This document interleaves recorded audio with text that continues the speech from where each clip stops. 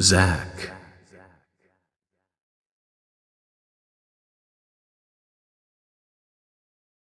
Zach.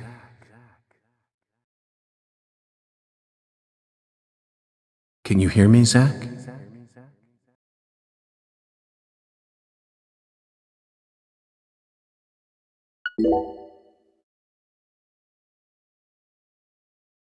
There you are, Zach.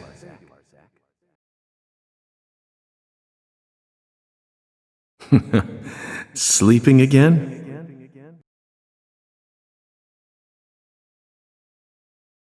Well, rise and shine. It's time for us to head back out into the chaos.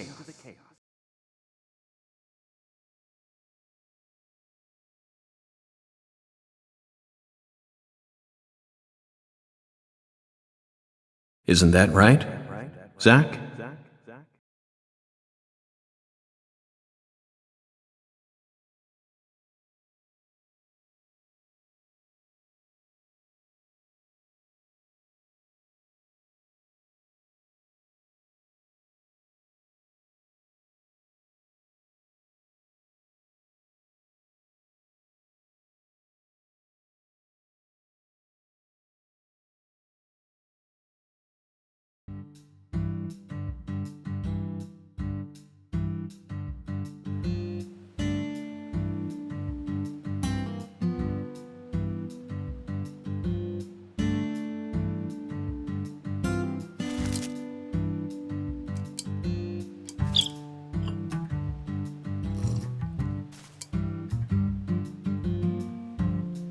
Zach, it looks like she wants us to join her for breakfast. Perhaps this town's finally starting to warm up to us.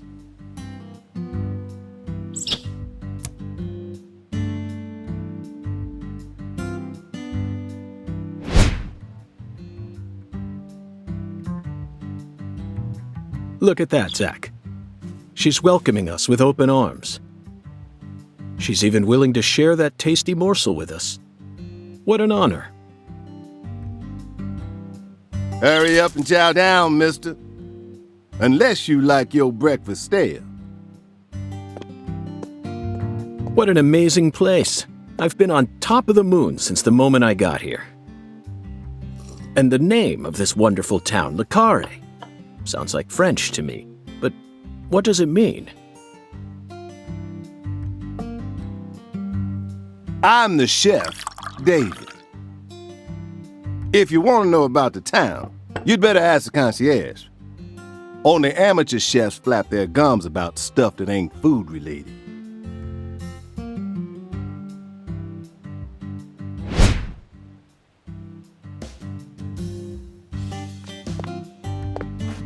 Did you hear that, Zach? He's a true professional. You say something, mister? No, not to you. I was just talking to Zach. Zach? Please don't ask me about Zach. It's a private matter. If you say so, still. Never thought the FBI would ever come out to a little old town like ours. I do work for the FBI, but I didn't come here for an investigation. I just happened to stop by on my way to New Orleans. Never thought there'd be a murder out here either. And it was a 16-year-old kid. Now I tell you, this country's seen better days. What you reckon, mister? Zach, he's definitely a professional, but it seems like he's also a bit lonesome. That's good. Ambivalence exists everywhere. Folks say the killer used an axe. Hell of an old-fashioned choice if you ask me. Actually, Chef David, if you don't mind, I'd like to ask you a few questions about the incident. But shoot, I ain't the one you ought to be asking, Mr. FBI. I only heard what I heard. But seeing as you're fixing to grill me, I can tell you what I know. Please do. I appreciate it.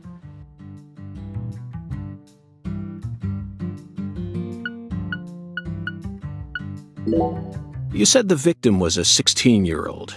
Did you know her? Well, sure. I reckon the whole town did. Meaning? She's Lise Clarkson, the little grandbaby of the Clarkson family. The Clarkson family? That's right. You ain't seen they sign on your way in here? The one above that huge cold storage complex. Should have had a dragonfly on it. Anyway, that's the Clarkson family seal. They own most of the land around here, from the sugar plantations right down to the food processing plant. Yeah, I reckon they got a stake in just about everything. They even own the water tower on the edge of town, you know. They're the ones who built up this town, and they still support it. What do you know about the Clarksons' house? Now, I ain't got nothing bad to say, but I'm gonna talk straight to you. You best steer clear of that place. That family ain't just some gang. They're a whole different kind of beast. They folks with real power. Remnants of the good old boys who shaped America in the early days. Especially the head of the family, P.J. Clarkson. He's the kind of monster who goes around eating other monsters. And I'm sure he's on edge now with his granddaughter getting murdered and all. So don't go barging in with that shiny FBI badge of yours and think you'll be safe for nothing. Things are different down here. So if you plan on sticking around, you best remember that. I see. I'll keep that in mind. Is the local law enforcement investigating the case? Shoot, mister, what you think? Now, I told you this ain't no city. We in the bonafide boondocks here. They got to know how to break up fights and keep folks from killing each other when they pissed you off. They sit down and talk it out with you heart to heart, and when that don't work, they just beat your ass. That's the Deep South for you. This murder ain't like that, though. A little kid got killed. A weird way, like something on a TV show. The sheriff's department ain't never seen nothing like this. Live and Let Die, Angel Heart, and The Pelican Brief. Right? 9 out of 10 people will name those titles when you ask them to think of a film set in New Orleans. They're all excellent movies, but to me they lack realism. Due to my line of work, I have a tendency to think deeply about what feels real and what doesn't. What's your point? Cat People. That's my point. Cat People. 1982, directed by Paul Schrader. The crowning achievement of Nastasia Kinski, the ultimate muse of the 80s. The most vital element of that movie is the reality it depicts. Leopards who turn into humans have intercourse with humans and turn back into leopards. Then they can only turn back into humans again if they mutilate their lovers. I was awestruck by the sheer reality of it all. Understand? I'm talking about hyper-realism. After watching it, I felt like I just had to experience the world of Cat People for myself. That's why I decided to visit New Orleans. Okay. Another vital element of Cat People is the presence of Malcolm McDowell. Malcolm McDowell from Blue Thunder. Oh, talk about a masterpiece. Listen carefully, David. Only an amateur would call A Clockwork Orange his best movie. His best movies are Cat People and Blue Thunder. Period. You need to remember this, because it's the truth. Whatever you say, mister. So, what's your point again? Never mind, don't worry about it. I already covered all the important parts. When you say it was like something from a TV show, what exactly do you mean? Hey, mister, why do you look so excited, huh? Like a kid asking grandma to read him a fairy tale. I just can't seem to keep myself away from young women who died in bizarre ways. Well, I ain't seen it with my own eyes, but folks say they found the body hanging under a bridge on the bayou. And under that bridge, there was some kind of altar. An altar? Like something they use in black magic. Something horrible. Voodoo? Nah, wasn't nothing like that.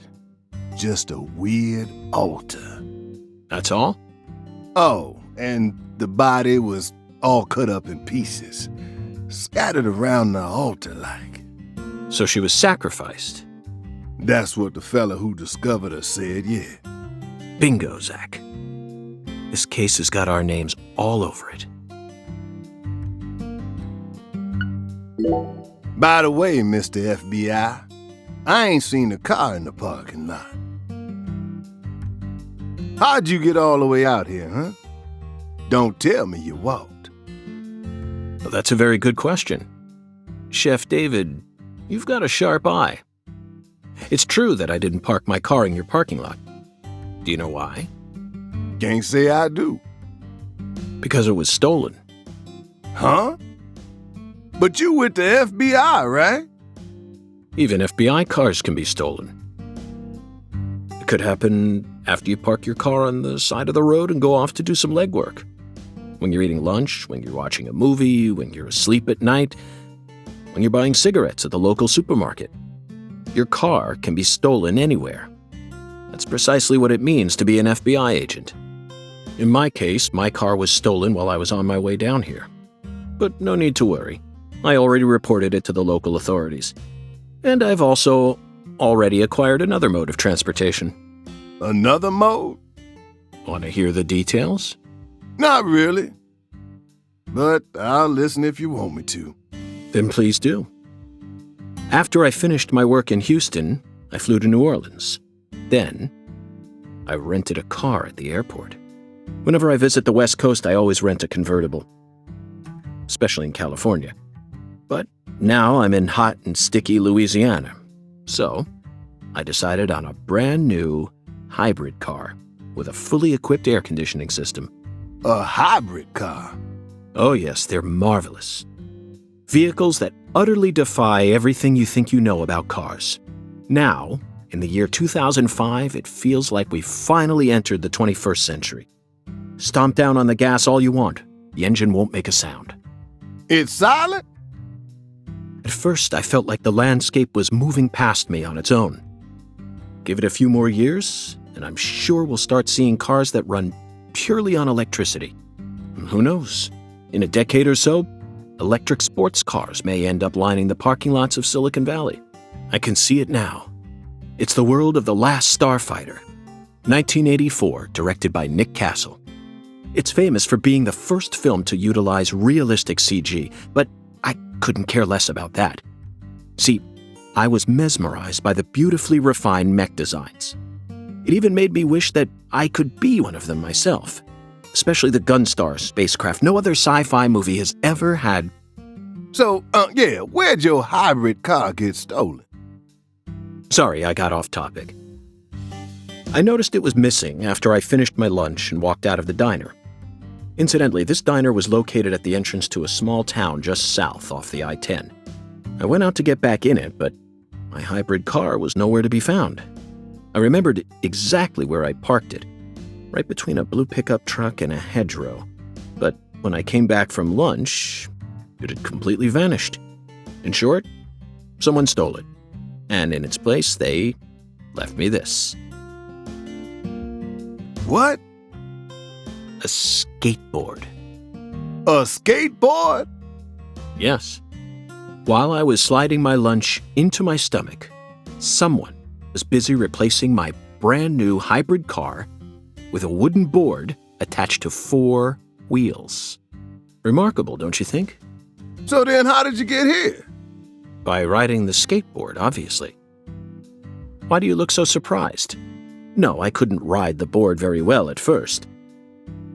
But by the time I hit the 3-mile mark, I'd more or less gotten the hang of it. By the 10-mile mark, I'd even learned to do a few tricks. It was a journey of self-discovery. Not even I knew I had this latent talent sleeping inside me. This summer's gonna be another hot one. It's supposed to get over 95 today. Watch out you don't go getting heat stroke. The Lise Clarkson case needs us. Don't you think so, Zach? The cat people are what guided us to New Orleans. We should be thanking Malcolm McDowell. Once we get home, let's watch Blue Thunder again. I'm already looking forward to it. Aren't you, Zach? Zach. The searing light. These scents. It's the deep South. That was a fabulous breakfast. You're the world's greatest chef. Wait, mister. You didn't take a single bite. Well, the tea was to die for. But I'd prefer coffee next time. What would a morning be without coffee?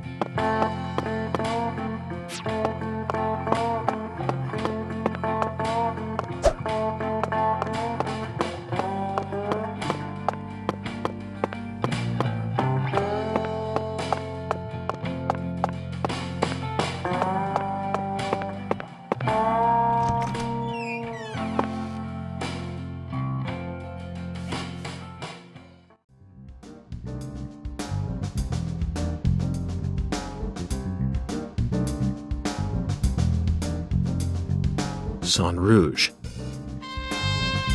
We've been chasing it all over America. But I feel like we're finally on the verge of finding something now. Don't you, Zach? I think it's about time we ordered a new briefcase. Yes, I know this one carries a lot of memories, but it's seen too much. This hole's from the shootout in Tucson. And this stain's from Miami. Miami. Now that was a fascinating case. Billy, our perp, cut his own torso right in two. Even with the help of the drugs, a feat like that still requires incredible mental fortitude. I was so impressed that I forgot I'd left my briefcase on the floor. Same floor his blood gushed out onto.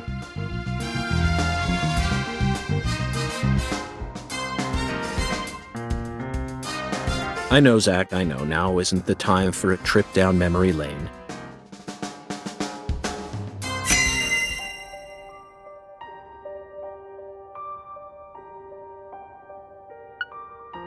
An emergent drug that's been on the rise in 4 southern states. Personally, I think it originated right here in Louisiana, and Lise Clarkson's murder must be connected to it somehow. The 16-year-old girl who was murdered. Her body was found beneath a bridge over the bayou, along with a strange altar. The powerful man who essentially controls the town of Lucare, and he seems to be more fearsome than your average gangster. I doubt he'll be willing to cooperate with any law enforcement, Zach.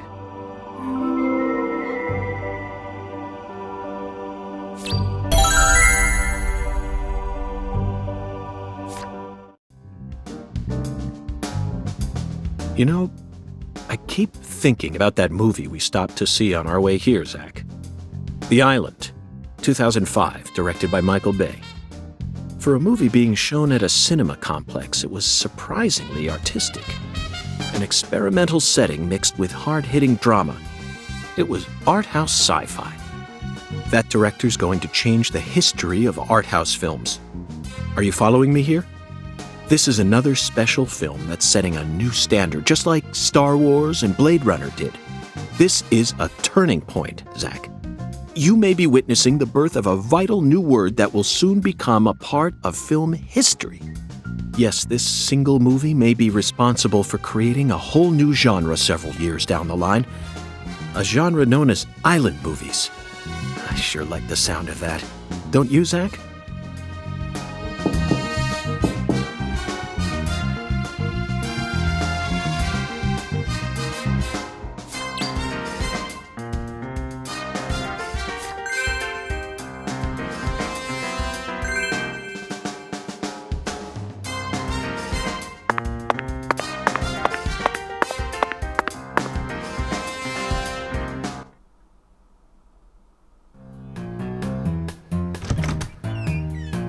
Hey there, Chef. What's cooking? Chef, what are you talking about, sir? I'm the concierge, David.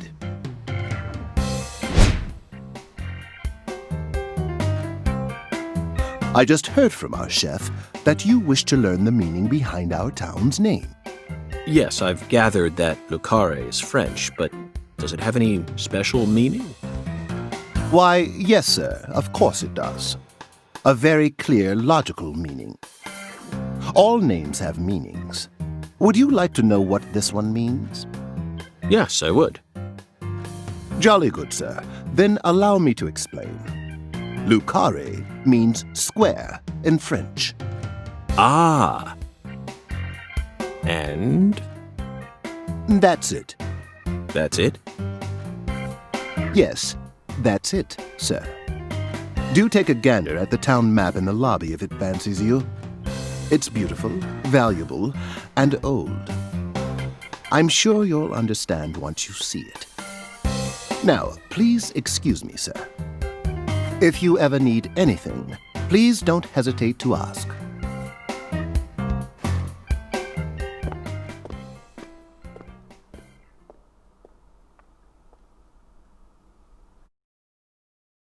Did you see that, Zach? That was clearly David. Not a twin, not a split personality, just the work of a true professional. It's bizarre, but I can understand it. Remember what they say, the job makes the man.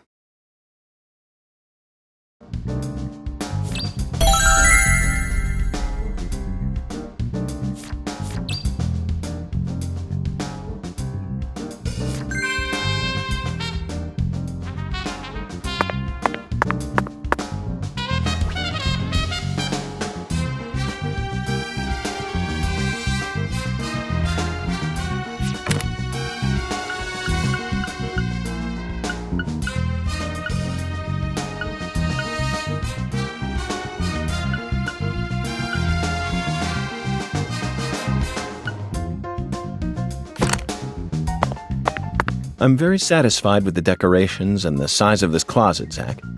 And it's even got a security box. What else could a man ask for? It's proof that we're still safely inside the fringes of modern civilization.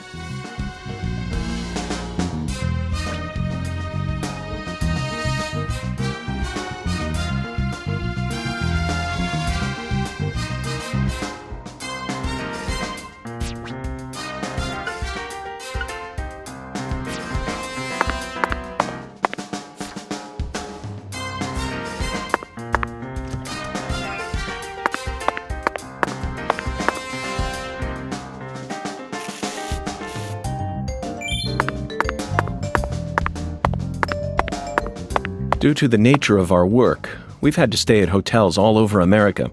But Zach, do you know what I hate most about living out of a hotel? Shower pressure. The shower was invented so that human beings could quickly bathe in large quantities of water, correct? Yet there are far too many hotels in our nation that have showers with embarrassingly weak water pressure. It's an outrage. And I'll keep tooting my horn about this every chance I get, believe you me.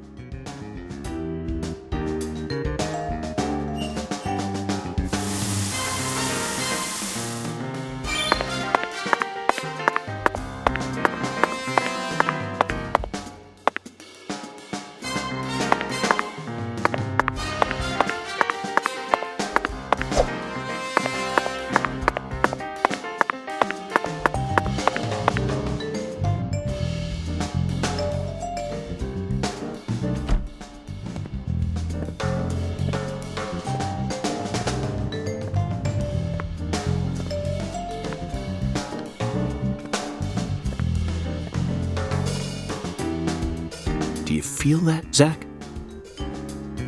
Dozens of paintings no one will ever see. The faint scent of tobacco baked into these walls for over a century. Now that's what I call a hotel.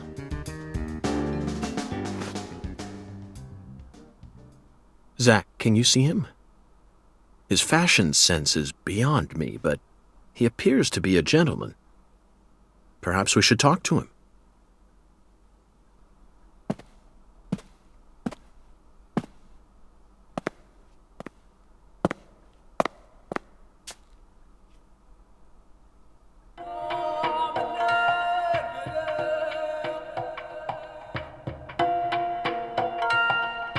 Nice tie. Did you buy it here? It's been a long time since someone spoke to me. No one these days ever tries to see me. They can see what's far in the distance, but are blind to what's in front of them. No. Maybe they're only pretending not to see. That's what civilized society does to people. Exactly. Ever since mankind got their hands on civilization, they zoomed away at a frightening speed. Zoomed away from what?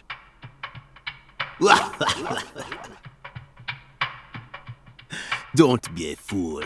You know the answer. As for me, just call me Hoongan. Hoongan. The title given to a leader in a certain religion. Is that what you are?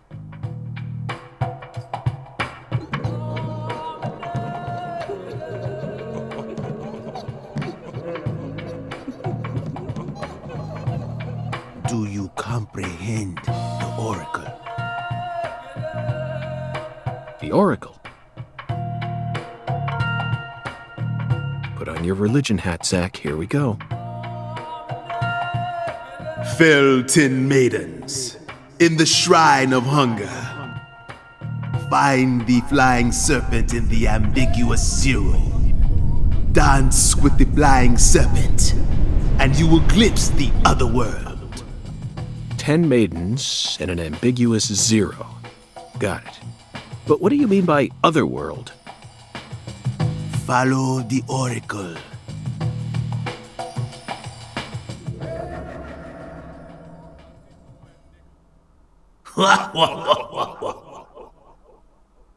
Zach, did you hear all that? Looks like we've already taken our first step into chaos. but such is our duty. We need to accept the chaos, let it inside, then carefully dismantle it piece by piece. And after we've put all the pieces back into their rightful places, the truth will reveal itself. Let's capture the truth and present it with a shiny pair of silver bracelets, Zach.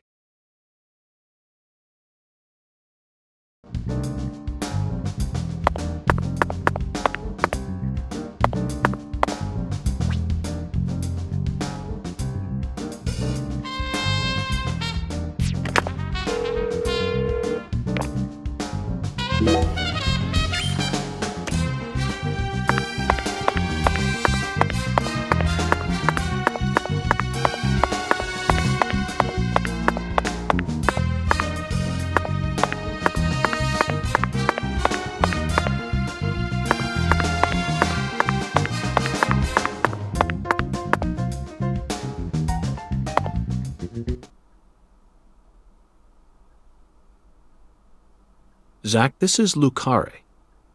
I think I'm finally starting to understand what our concierge was trying to say. You can tell this town was built by a very methodical person. No, wait. Maybe they just didn't care, and that's why it ended up this way. It's just another symbol of mankind's obsession with molding nature to fit our own rules.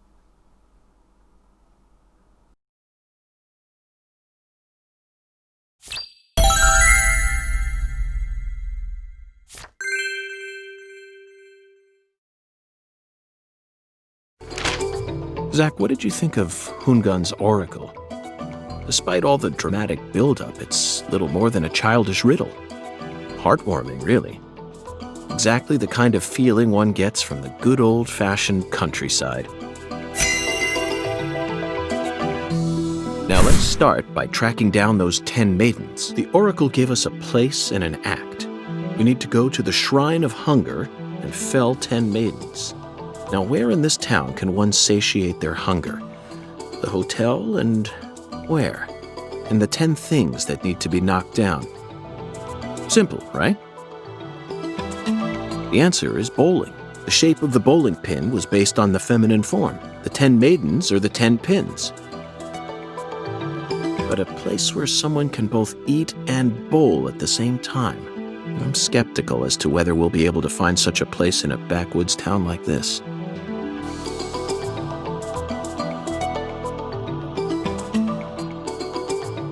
Alexis's Diner and Lane.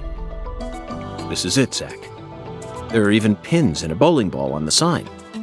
I bet we'll be able to eat some Cajun cuisine and bowl there. Maybe even both at the same time. Nice job, Zach. I knew you'd be able to find it. Now for the other oracle. There's no flying serpent on this map. Could it be a contrail or perhaps a dragon? I'm sure we'll find out later. First, let's just figure out where we need to go. Do you know what the ambiguous 0 represents? 0 is usually treated as a base number, but under what conditions would a base number be ambiguous? The answer is temperature, Zach. Yes. 0 degrees Fahrenheit is minus 17.7 degrees Celsius, and 0 degrees Celsius is 32 degrees Fahrenheit. You'd be hard-pressed to find a more ambiguous 0 than that. Very funny, Zach. Now it's time to get serious. You already know the answer, don't you? The question is, does our 0 refer to Celsius or Fahrenheit? Let's think for a moment. We're in Louisiana. Which measurement system do we use here in America? Not quite, Zach. We need to find a place with a temperature of 0 degrees Fahrenheit, and there's only one location here that fits the bill. Considering the oppressive humidity in this town, it would have to be a rather large facility.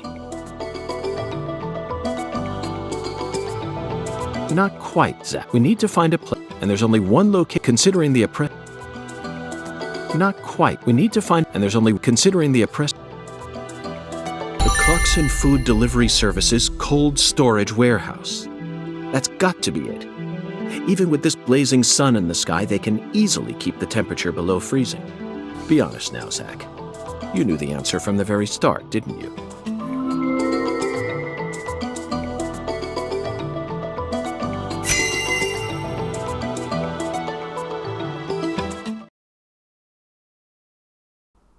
And how about that Hoongan? What a mysterious character. His oracles may end up determining how much time we spend in this town.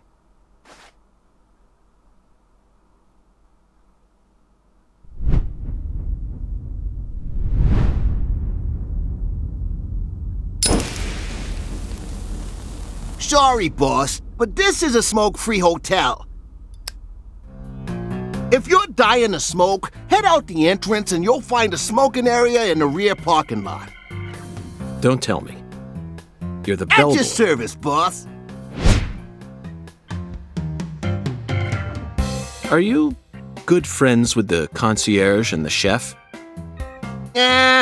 We work at the same place, yeah. But, I can't really say whether we're good friends with each other.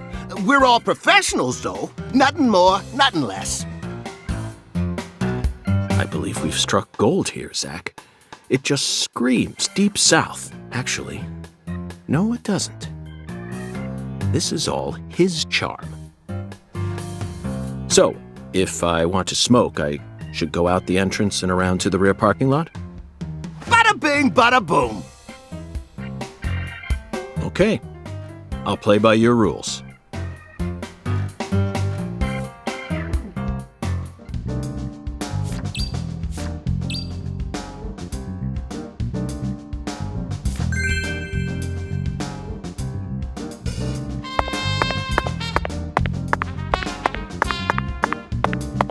Hiya, boss. How can I be of service?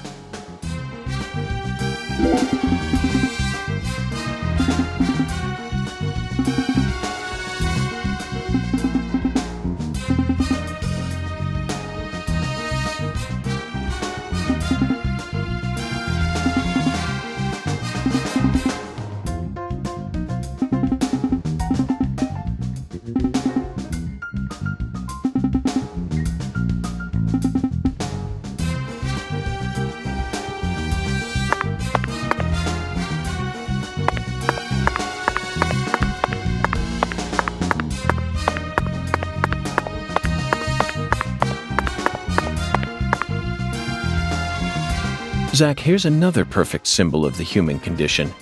Hunting trophies. And it's a buffalo hunting trophy. Now that's a surprise. I've seen several trophies made out of human skin, but never a buffalo's. Looking at him brings out this strange feeling from within me. Yes, the very same feeling I got when watching a certain film from 1984, directed by Peter Hyams, 2010. The last scene in that film filled me with such a sublime, majestic feeling. It was filled with everything that was missing from the finale of 2001: A Space Odyssey. Just talking about it makes me want to watch it again. Let's watch it once we get home. Promise, Zach.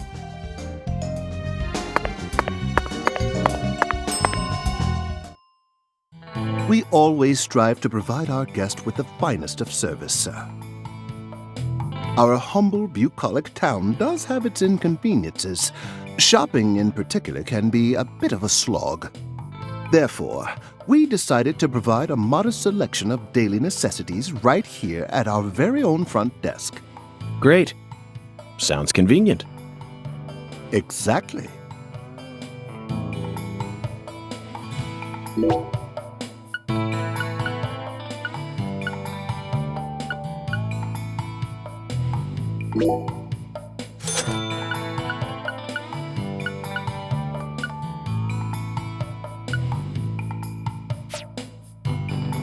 Please don't hesitate to let me know if you're in need of anything, sir.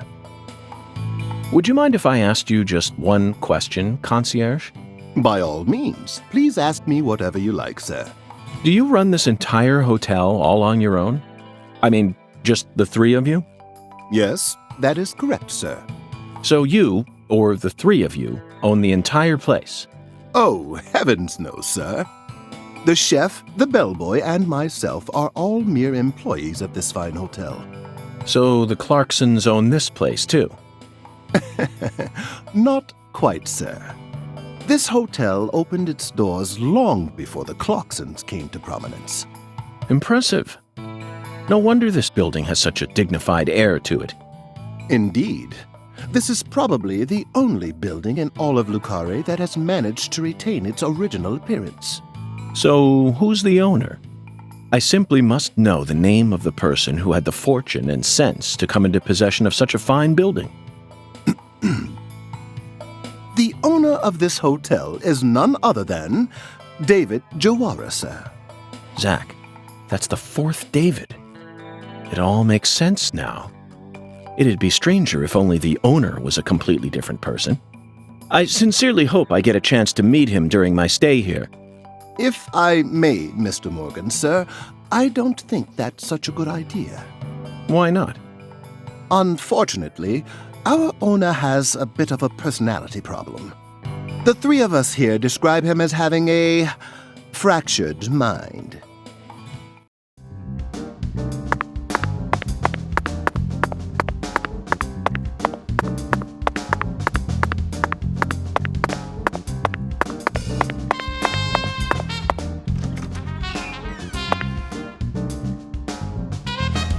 Whether it's a restaurant or a hotel, the key to charming your customers is how you present your bathroom.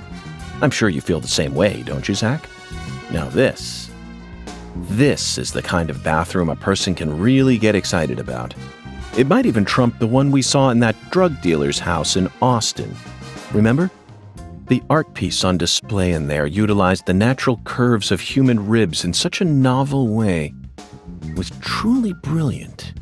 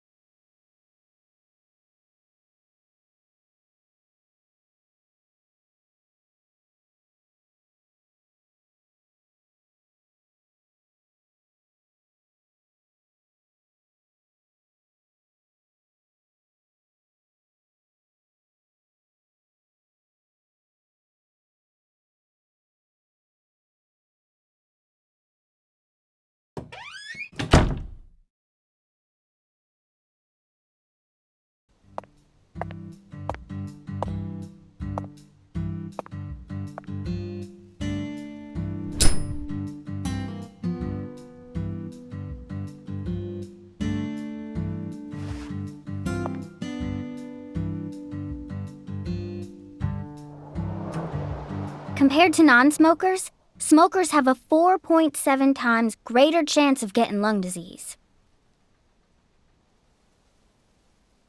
You know that means it's more likely than getting asbestos poisoning? The risk of death from lung cancer is actually much lower than what you think it is. In fact, it's tiny when compared to heart disease, strokes, and pneumonia. We're always surrounded by easy ways to die, you know. Some people even get randomly struck by lightning and die right there on the spot. Then I reckon you also know that secondhand smokers have 1.3 times greater the risk compared to smokers? Of course. So you won't mind paying the damages when I die of lung disease? How about writing that in a contract for me? You got a pen, right?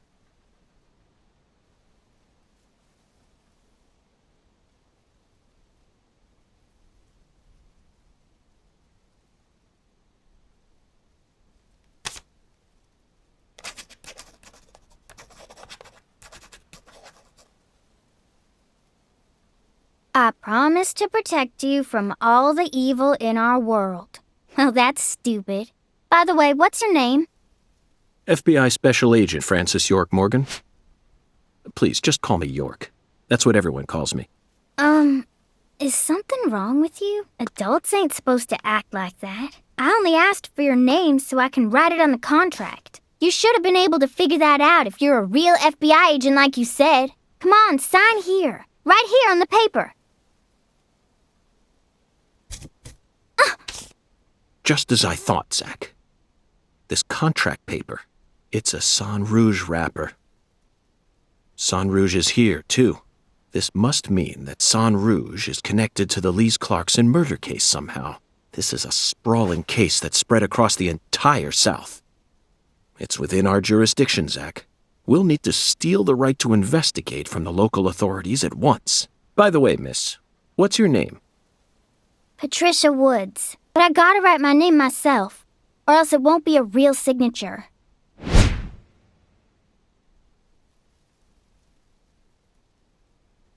Tell me, Patricia, does this town have a sheriff, or is it under the jurisdiction of the nearest city police? Perfect timing.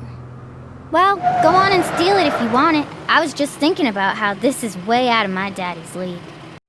Thank you for the information, Patricia. Okay, Zach, it's time to get to work. How should we seize control from the sheriff this time?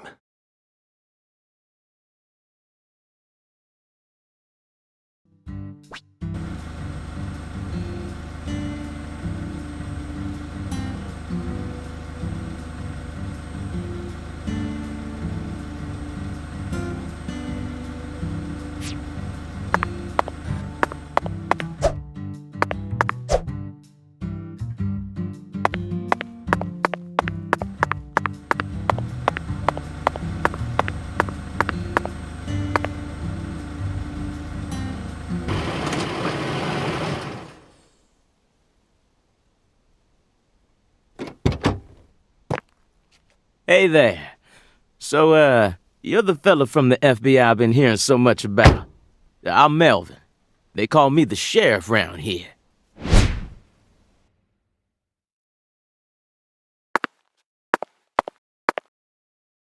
FBI Special Agent Francis York Morgan?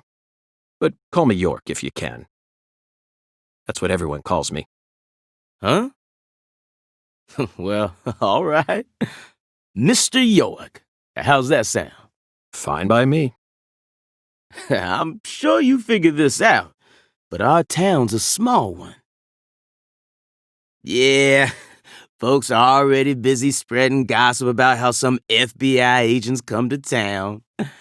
Now, I reckon you came from the city. What was it? D.C., L.A., or New York? Anywho, in the city, it's normal not to know who your neighbor is. Fella who moves in next to you could cook up a dozen folks in his backyard and no one would bat an eye. That's the city for you. Now, I never lived in one myself, but I visited them a few times, so I know what it's like. All pigs must die in the city of wolves. Yeah! Now, does that sound badass or what? I bet you'd...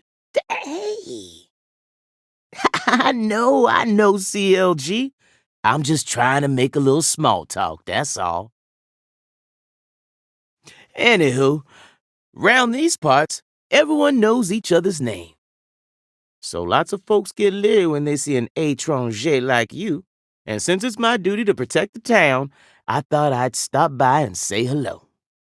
Zach, it looks like this sheriff is quite the happy-go-lucky type. A clear indication of just how peaceful this town is.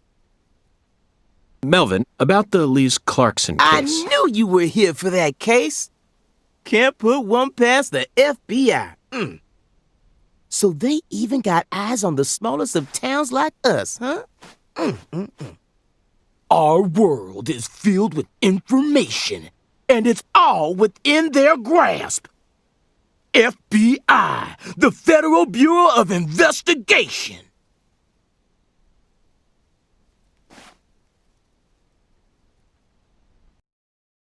The Lise Clarkson case is connected to a top-secret case that we've... I know. If you're fixing to take the lead, then go right ahead. I'm just the humble sheriff of a tiny little town. My jobs are to stop my neighbors from beating the piss out of each other and listen to old folks complain. Honestly, This whole murder case has been weighing me down.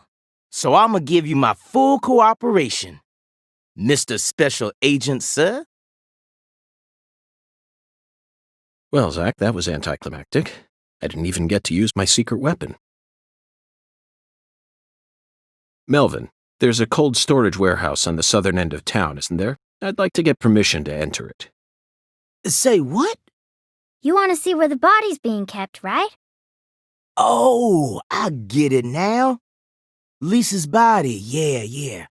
Now, that's what I call a special agent. You already figured that much out. But, I'm not too sure that, going down there at this point is really gonna help much, you know? Explain it yourself, Daddy. That's incredible. I don't believe this. Amazing.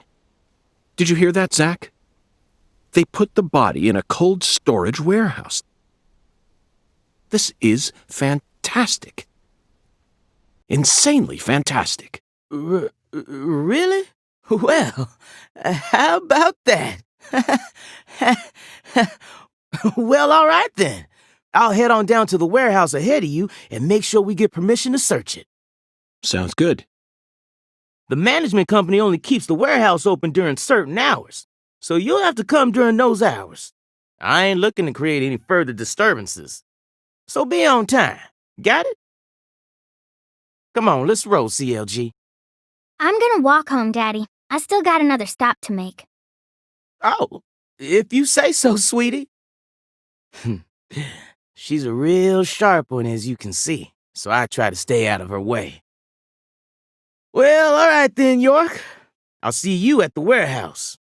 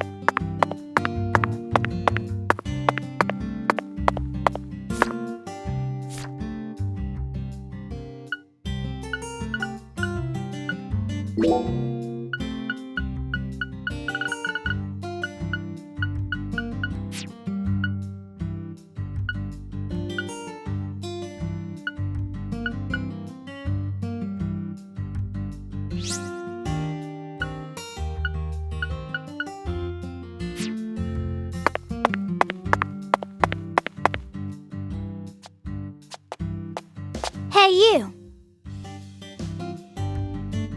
You ain't secretly cutting kids up and sticking them into jars while you work as an FBI agent on the surface, are you? Or using your FBI connections to sell kids to child trafficking organizations? I've arrested people who've done both, but I've never engaged in either of those activities myself. Of course, I have imagined doing such things in order to learn more about the psychology of the criminals I deal with. It was just a joke. Why are you getting all serious?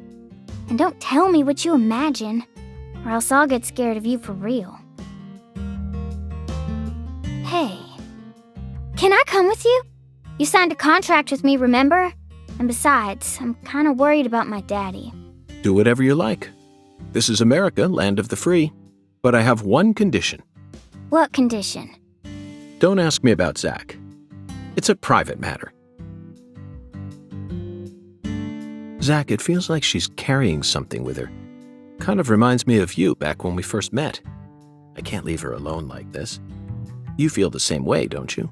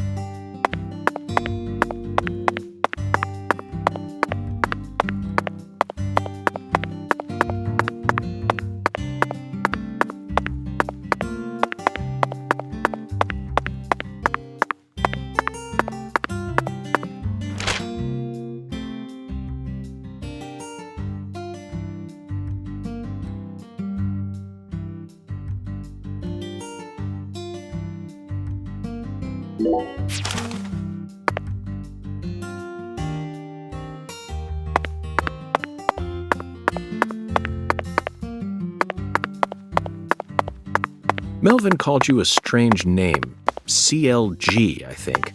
What exactly does that mean? Clever little girl.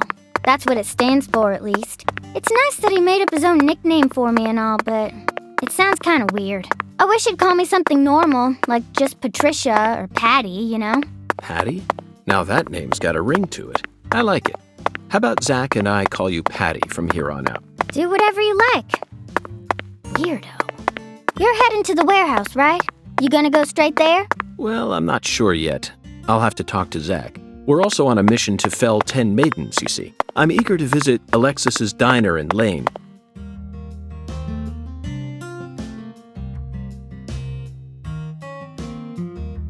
Patty, is something wrong? I got something to say. When I first met you in the hotel parking lot, you mentioned Saint Rouge, right? If you want to find it, maybe you should track down Professor R. Professor R? Yeah, Professor R owns the jazz bar on the other side of the bayou. How do you know that? Because. Because, huh? Interesting.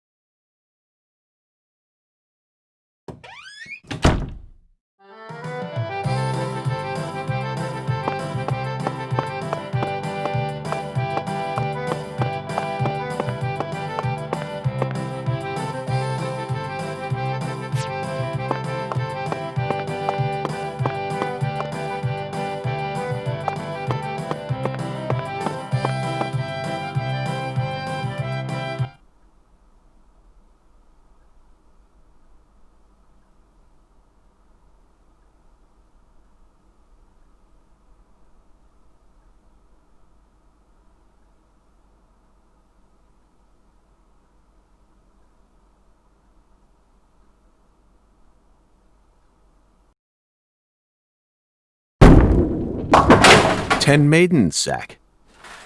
Let's topple their hourglass figures and complete this oracle once and for all." Oh, my Lord. I don't believe I've seen you around here before. Sorry, honey, but you can't smoke in here. Since you're with Patricia, I'm guessing you're some friend of Melvin's. He's Agent York from the FBI. This is Alexis, the owner of this restaurant. I'm helping out Agent York in his investigation. We signed a contract. Oh, my Lord. Well, ain't that something?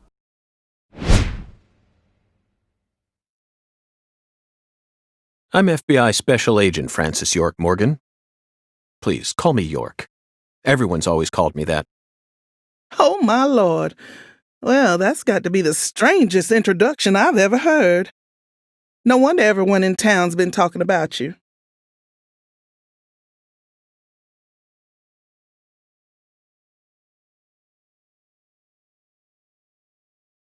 I want a chocolate sundae, but no cherries. I want 2 wafers instead. Don't put too many Rice Krispies on it. Oh, but don't scrimp on the chocolate syrup either. Oh, my Lord. And what'll it be for you, honey? Alexis, are these photos of the town? Oh, you like my pictures? A hobby's collecting snapshots of what our town used to be like. So whenever someone gives me an old picture, I just put it up here on display. Our world these days feels a bit cold to me, you know? Just thought it'd be nice to help folks remember what it was like in the good old days. Zach, did you hear that? The good old days. Even in a remote town that's already far behind the times, there are still people who yearn for the past. She told me what was going on, you know. What? Lise, you don't need to try and hide it from me, honey. Last time she came here, she told me all about it. Some odd fella was following her around, stalking her like. What kind of fellow? She said he had a really tall shadow. How tall? As tall as an oak tree. Did that ring any bells for you? Sadly, it didn't. I know just about everyone in this here town, but I ain't never seen a man who stands that tall. Maybe it really was an oak tree and she just mistook it for someone. Sometimes the silhouettes of them trees with lots of Spanish moss hanging down make me feel a little funny too. I don't think so, Alexis. Lise said the shadow was following her, correct? That means she must have been stalked by a man as tall as an oak tree.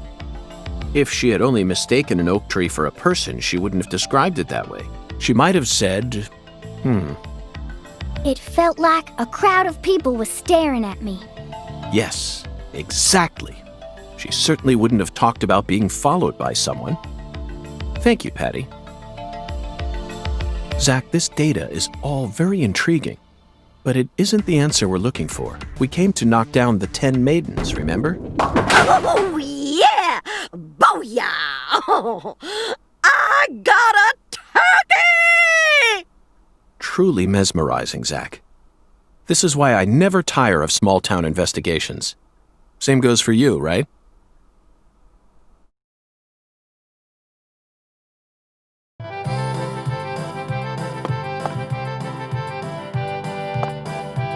Agent York, if you're fixing to bowl, you're gonna be disappointed. Mrs. Carpenter never lets anyone else use the lane while she's here. Patty, that's exactly what I came to do. You see, Zach and I need to bowl down 10 maidens. Fine, go on and try if you wanna, but I'm gonna eat my sundae. Hey! Are you nuts? What's the most addictive drug in the world? How should I know? It's sugar, Patty. Far more people die from obesity and diabetes than from cocaine and heroin. Alexis, would you give her some milk? Oh, my Lord. Coming right up, honey. Sugar might be dangerous, but it ain't against the law. You got no right to take that from me, even if you are some FBI agent. Actually, Patty, I do. We signed a contract, remember? I promised to protect you from all the evil in our world. Hey! Delicious. What an amazing chocolate sundae. Zach, I think we just uncovered an incredible treasure here. I feel like I could eat one of these every day while we're in this town. Oh, what?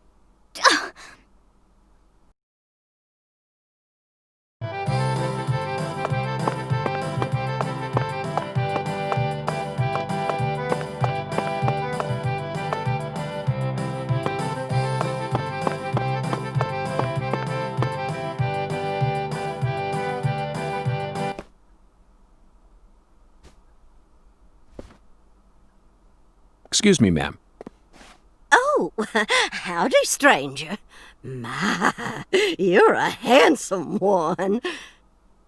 You came out here from the city, didn't you? I can always spot you city folk from a mile away.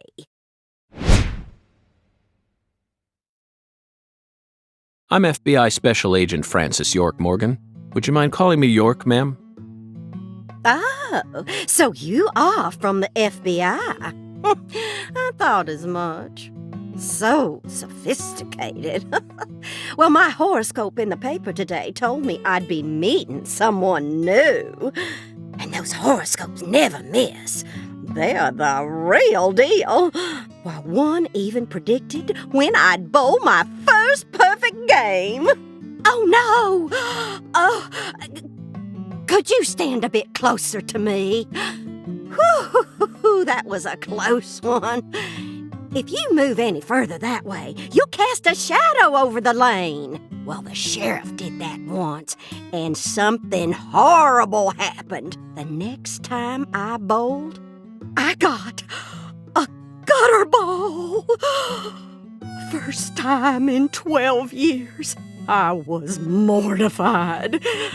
And I am going to make sure nothing like that ever happens again. In our world, some routines lead to good things, while others only lead to the bad. So, you mustn't ever cast a shadow over the lane. Is that understood? It's her routine, Zach. Understand? Just like us and coffee. Incidentally, ma'am, would you mind letting me use this lane too?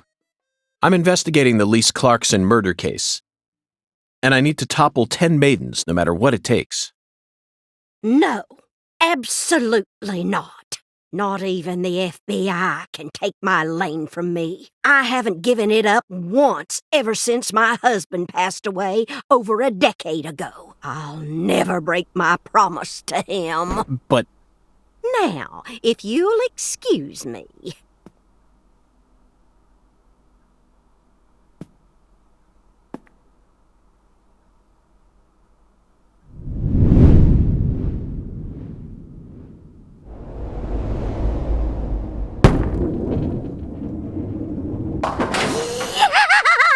Ooh, you like that? That's what I'm talking about. Who's your mama? Zach, it looks like negotiations have failed. Now I'm afraid we have no choice but to force her to let us use her bowling lane. Yes, I know. I won't do anything illegal.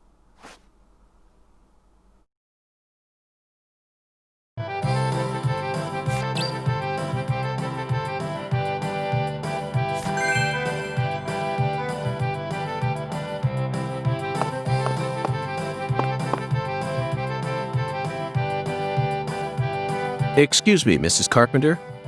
Stop! Not now! Can't you see I'm already in my bowling stance? What, are you blind?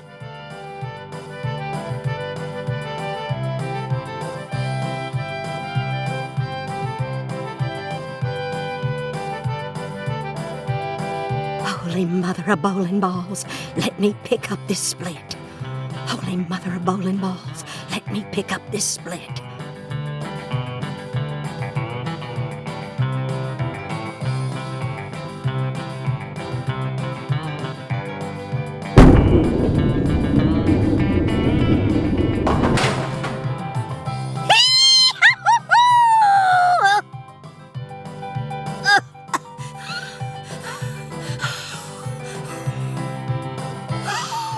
Stance? Oh, always works on a split. Oh, yeah, never fails. Zach, our new friend, appears to be a very superstitious lady. We should try and utilize this trait of hers in order to gain access to the lane for a bit. That was an amazing shot, Mrs. Carpenter. In fact, it may have been the most amazing shot I've ever seen. Speaking of which, where did you happen to find all those neat little items? The ones you used to help you bowl that split just now. Ooh, you got a keen eye there, Mr. Special Agent. Taking a liking to my collection, have you? Oh yes, a great liking. I buy all my charms and power stones from Erzuli Frida. Erzuli Frida. Yes, it's a mystical establishment run by the Mirror. The Mirror? If you're interested, I can mark it on your map for you.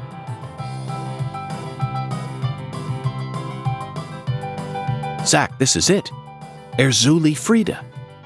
There must be a treasure trove of dubious trinkets on sale there. We may even be able to find something capable of changing her mind.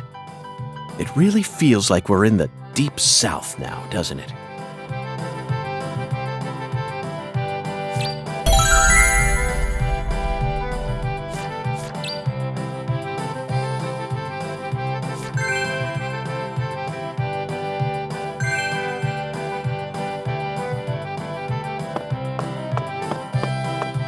What'll it be, honey?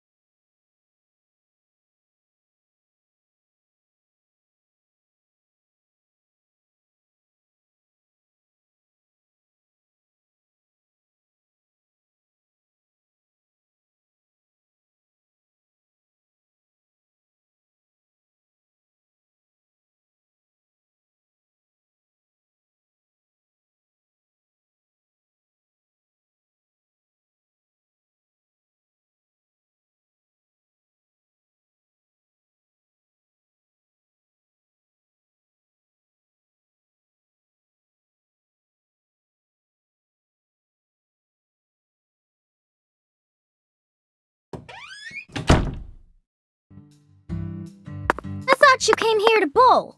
Yes, I did. Then why are you leaving? You gave up on trying to convince Mrs. Carpenter to let you play? No, Patty, neither Zach nor I have given up on anything. We're just going to stop by Erzuli Frida. Erzuli Frida? What do you want with that place? What do you know about it, Patty? It's a dumb store that sells stupid voodoo charms and even stupider souvenirs. No one who actually lives here would ever be caught dead there. Daddy even told me to steer clear of it. And why is that? 'Cause they sell guns? You mean Erzuli Frida is a gun shop? It's kinda like a gun shop and a voodoo shop had a baby. A voodoo shop? Thank you, Patty. You just helped me make up my mind. We're going to use the power of voodoo to help us steal the right to use that lane.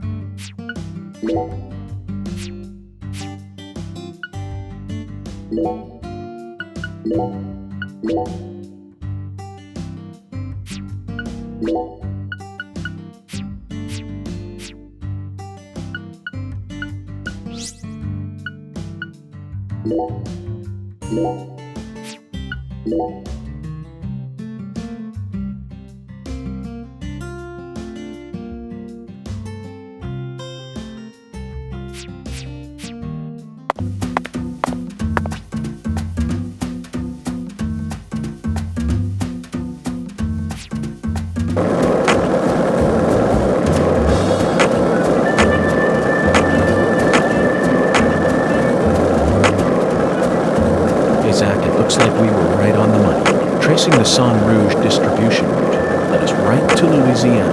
You know what that means. We've got to hide.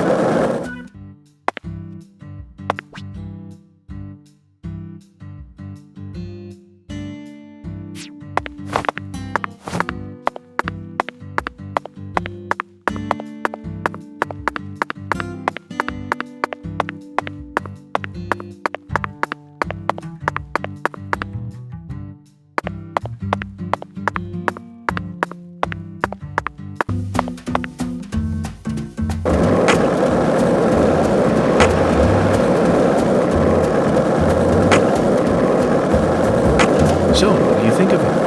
Yes, we're talking about him.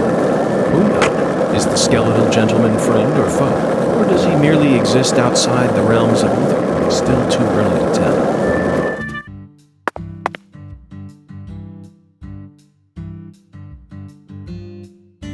A voodoo shop. It's a voodoo shop. Just looks like a dumb souvenir shop to me. Of course it does, Patty. You're much too young to understand the true value of such a place.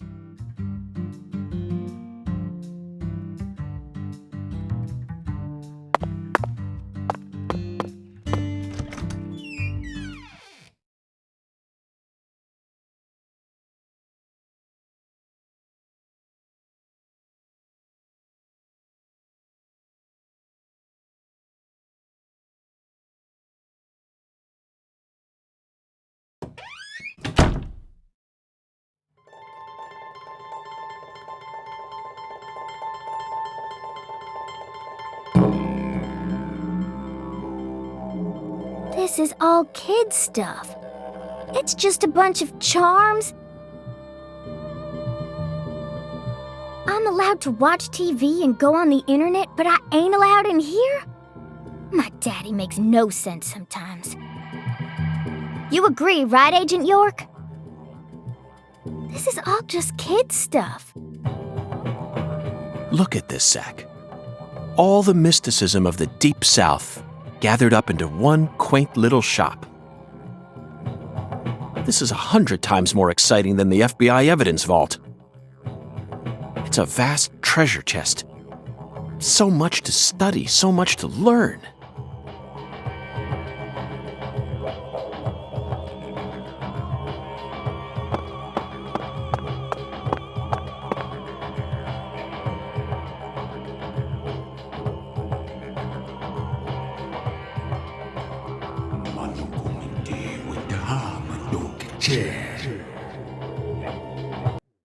Thou art a seeker, and I see the object of thy desire.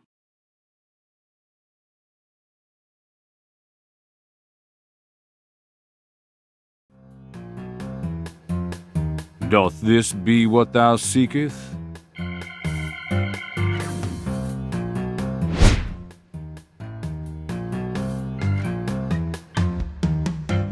I could sell it to thee now, and only now. Surely fortune shall not bless thee with another chance. Purchase this, and know that thy wishes shall be granted.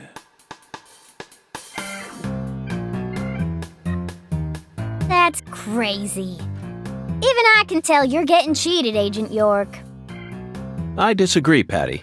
This person can be trusted. I've been studying people for quite a while, so I can tell. That figurine is connected to our future. My price is true. What say thee?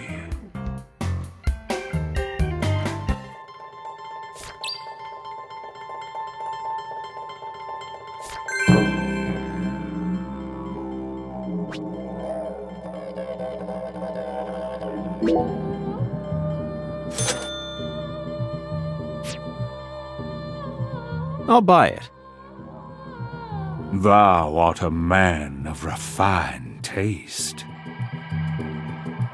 I am loath to part with it, but 'twould be a fool's errand to keep it from such a keen-eyed soul. What's wrong with you? No normal person would ever buy a piece of junk like that, not even at a garage sale. Marvelous, isn't it, Zach? What a treasure. I can't wait to use it. Use it? Where? How? Isn't it obvious, Patty? I'm going to put it in front of Mrs. Carpenter's house. In front of her house? Yes, I'm sure this figurine will stop her right in her tracks. And that'll give us a chance to finally topple the 10 maidens. Are you serious? Of course I am. And so is Zach. Aren't you? I'm seriously wondering if I should quit helping you out with this.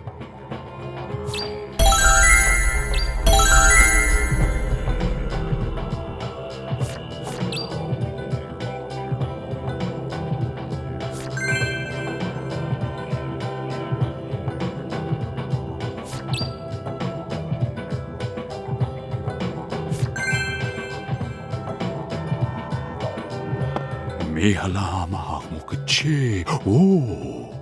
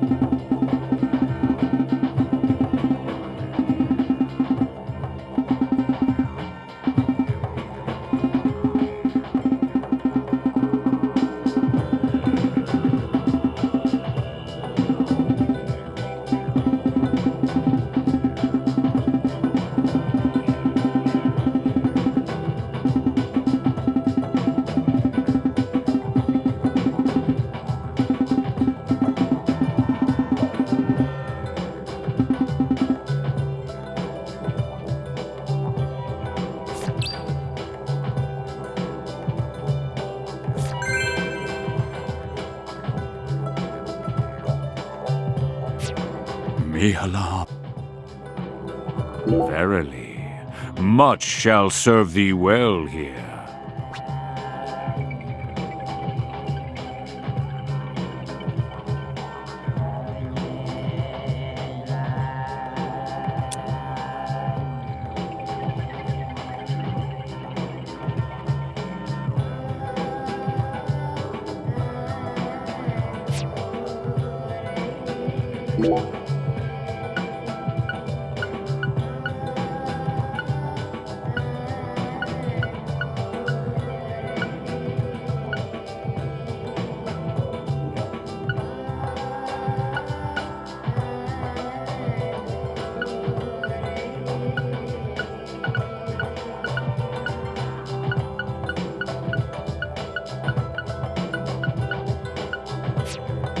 I can see it.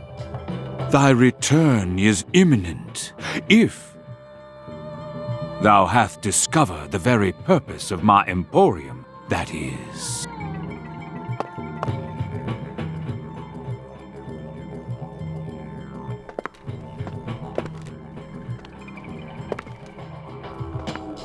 Whoa!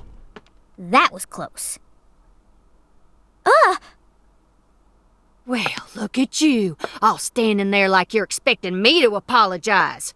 Huh, it's your fault for not paying attention. What? Got a moment? Can't say I do. I'm in a hurry here. I won't take up too much of your time. I'd just like to ask you a few questions.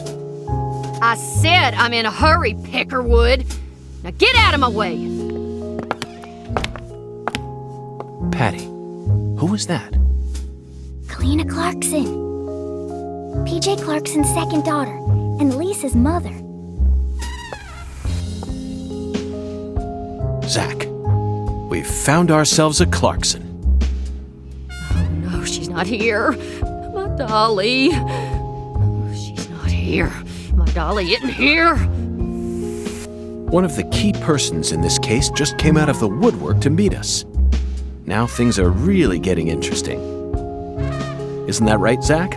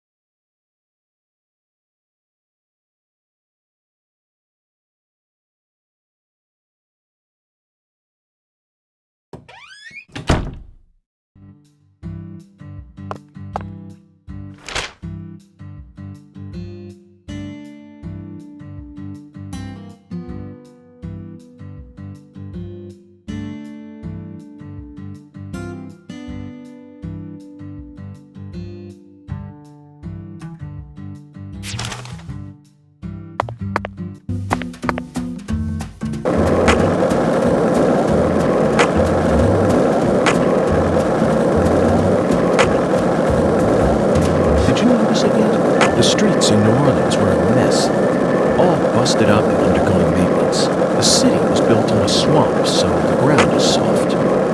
All it takes is some heavy rain to cave it all in. There were also a lot of places where large tree roots were pushing up parts of the asphalt and the sidewalk. Those bumps were dangerous even when we still had our car, remember? But this town is different. The streets are all paved so cleanly that we can skate along them without a care in the world. And there's hardly any trash or graffiti to be found anywhere. The Clarksons truly do control this place, for better or worse. It's a good example of how allowing certain people to rise to power can have positive effects as well. Also, don't you find that Southern people are remarkably friendly, even to total strangers? Both here and in New Orleans, I've been amazed at how cordial everyone is. Is it just the way things are down here? You certainly don't see that sort of thing.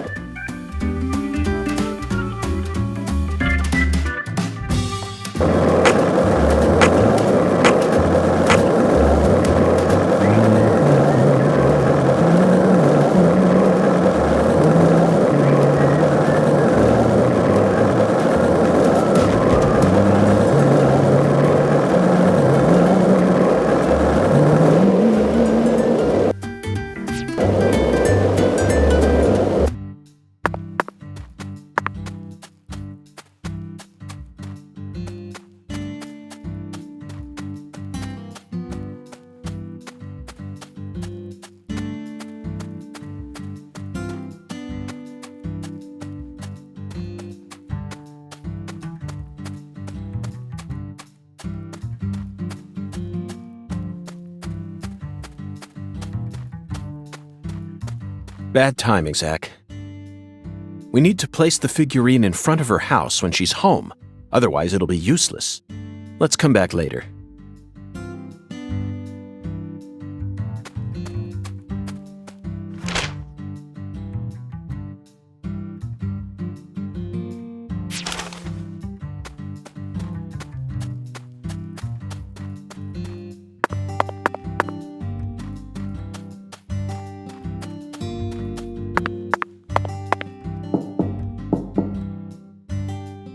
Looks like a case of bad timing, Zach.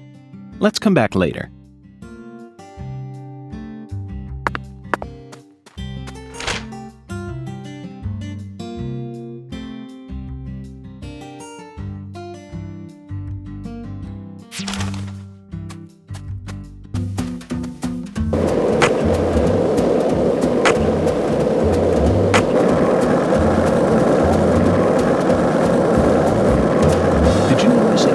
The streets in New Orleans were a mess, all busted up and undergoing maintenance.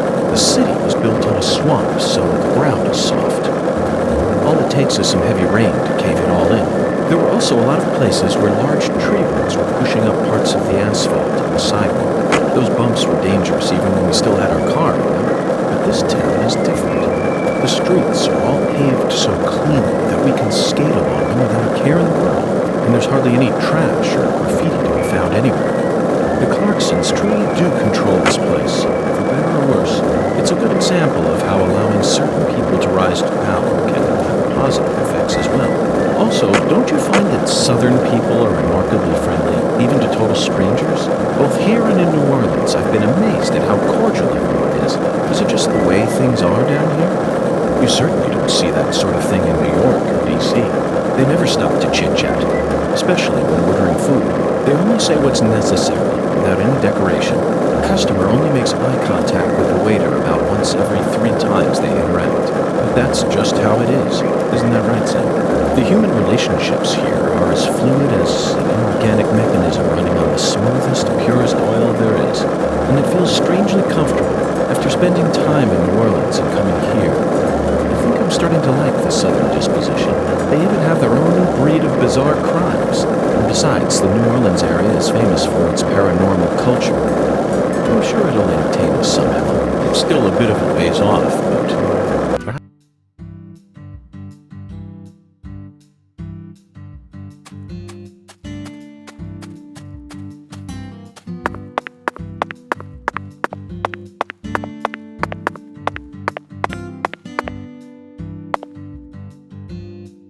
Mr. York, that was mighty quick. The special agent does it again. You sure don't waste any time. I bet my CLG's got a lot to learn from you. By the way, Mr. York, looks to me like you aren't packing anything. I was on vacation in New Orleans before I happened to stop by here. Well, shoot, that won't do. Here, I got something I think you'll like.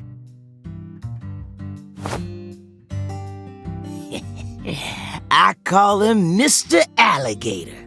Badass, ain't he? It's a tranquilizer gun for the gators.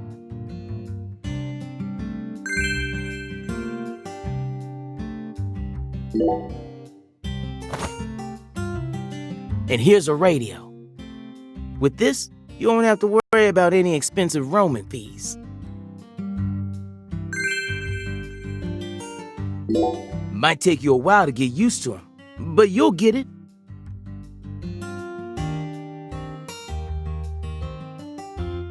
Try letting them rip a few times. Ain't no need to hold back out here.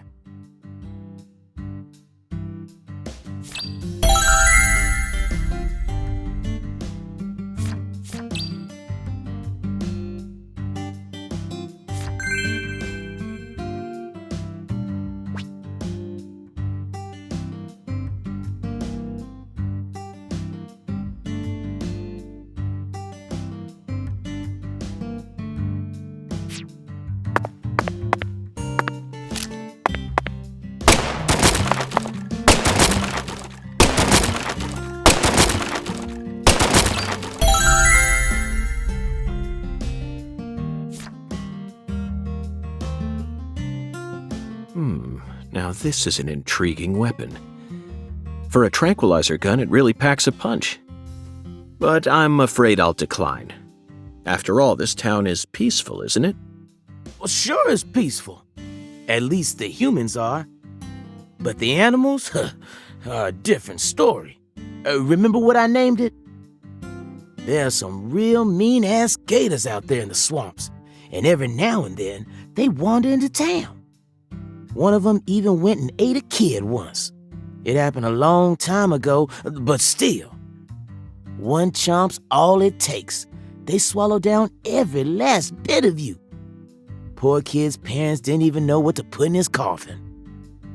The worst part is, that taught the gators just how tasty we humans are. So now, those suckers just attack on sight. Man-eating crocodiles will feast tonight. In Blood Swamp! You know he's fibbing, right? Gators don't attack folks. I never heard about no kid getting swallowed by a gator. Actually, Patricia, you're wrong. I'm what? Alligators do attack people, and it could happen in any town. Huh? Alligator, 1980, directed by Louis Teague. It takes place in the Midwest, I believe. A teenage girl's pet alligator gets flushed down the toilet. Then, in the sewer, it feeds on the corpses of dogs that were used as test subjects for an experimental growth formula. After growing over 30 feet, it finally starts to go after humans. It's an extremely edifying movie. Back when I first saw it, I had a pet hamster. Hey, Agent York. What's your first order of business? You're in charge now, remember? Well said, Patricia. I nearly lost sight of my true goal. Melvin, I couldn't help but notice the name on the side of that truck. This facility is connected to the victim, isn't it?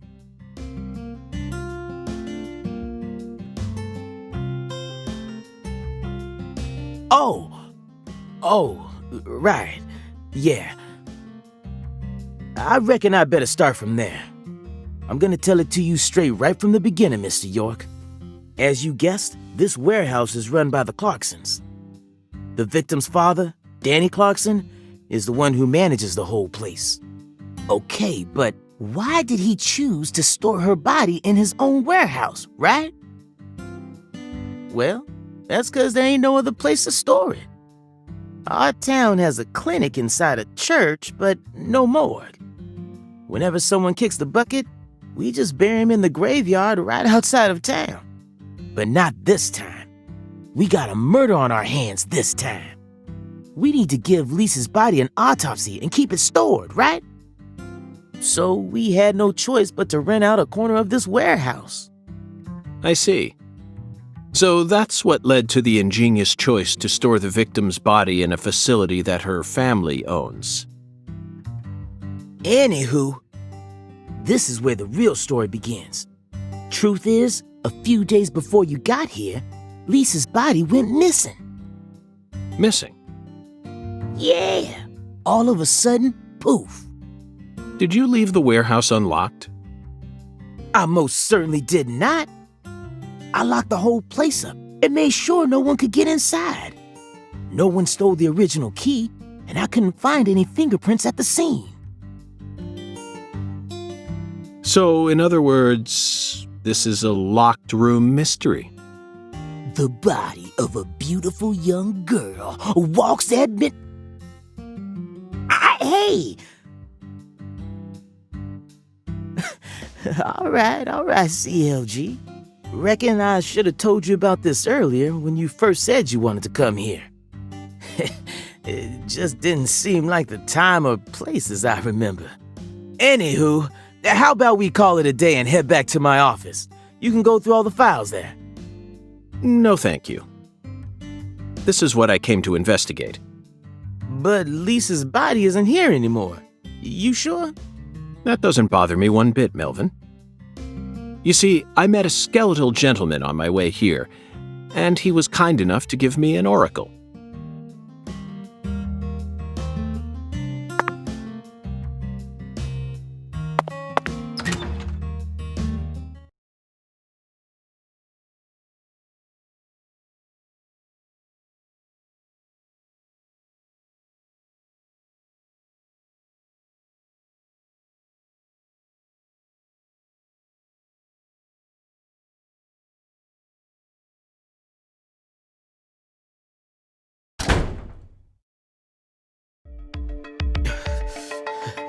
You holding up okay, CLG? Sure you don't want to wait outside? I'll be fine, Daddy. Just make sure you don't take your eyes off of him. He's so selfish and inconsiderate. I'm still not convinced he's actually a real FBI agent. Look, he's talking to himself again. Zack, this is the ambiguous zero, the deep freeze. Let's hurry up and find that flying serpent, shall we?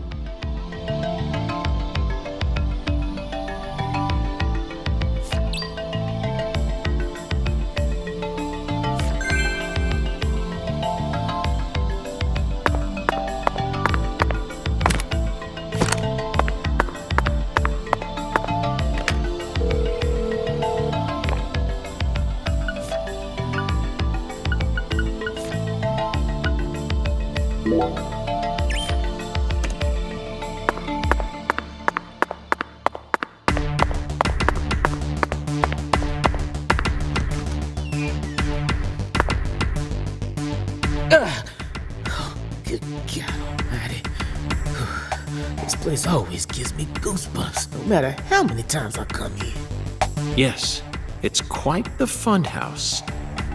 Truly a dazzling place. Meet entertainment. That's the only way to describe it. Woven together by life, frozen in time, a visceral, musical Symphony. We eat all this in order to survive. Yes, truly a symphony.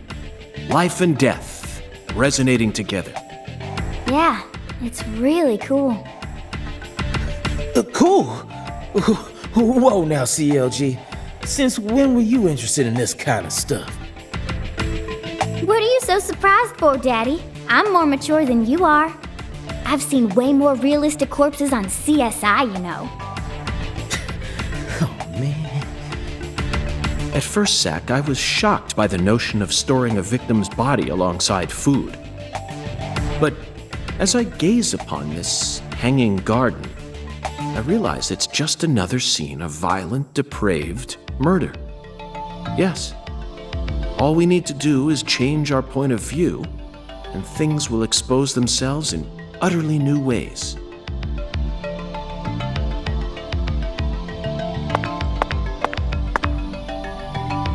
Hey, Mr. York, this is kinda, yeah. Melvin, if you have something to say, then just go on and say it.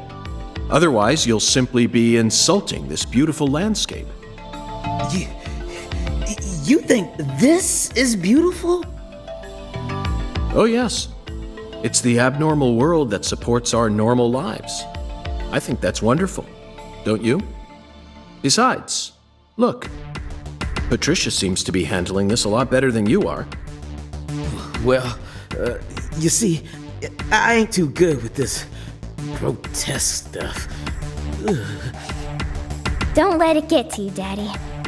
Whew, everyone has at least one thing they're afraid of.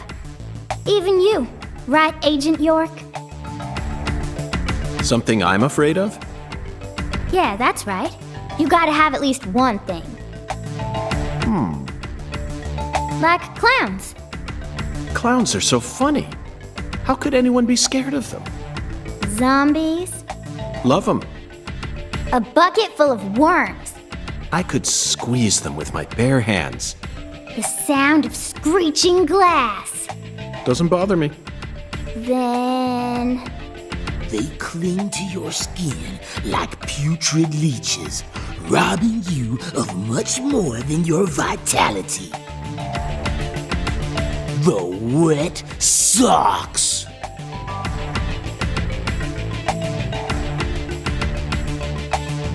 Melvin, you're a genius.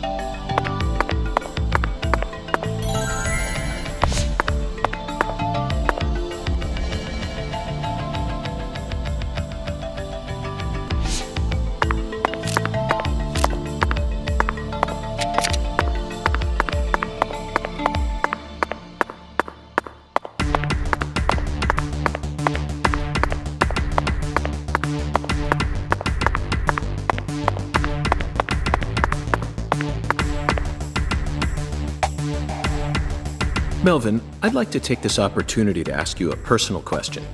In the hotel parking lot, when I first met you, the picture you had on your dashboard happened to catch my eye. Was that your wife? Oh, her? Yeah, that's my lady, all right. Candy. Her name's Candy.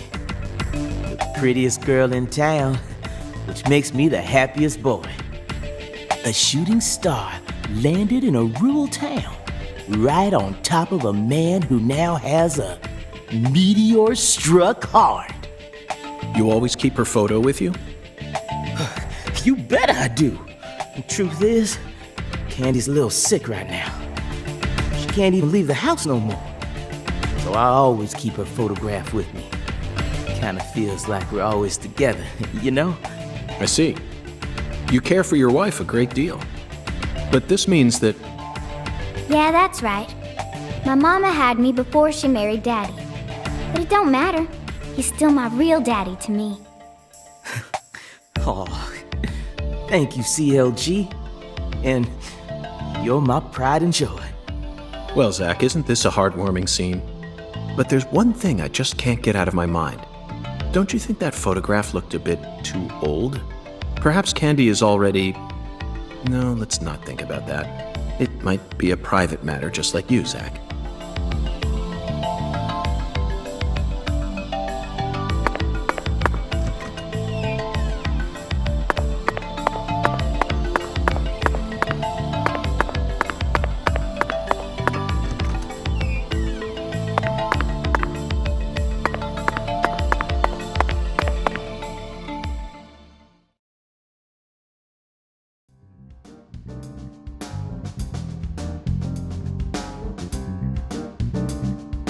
Here we are, Zach. The morgue. They stored the victim's body in a cold storage warehouse operated by her family. I'd love to shake the hand of whoever came up with that one. Hey, Agent York.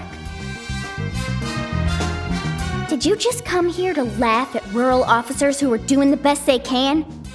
We don't have any special facilities like you people. What else did you expect us to do, huh? Don't compare us with city folk. This is Le Carre. Or maybe you're just disappointed that you didn't get to see the bloated, decomposing corpse of a young girl. Sorry, you're right. I went a bit too far just now. But don't misunderstand. I honestly think it's a fantastic idea. I'd never try and bully your daddy. Better not. Thank you for understanding.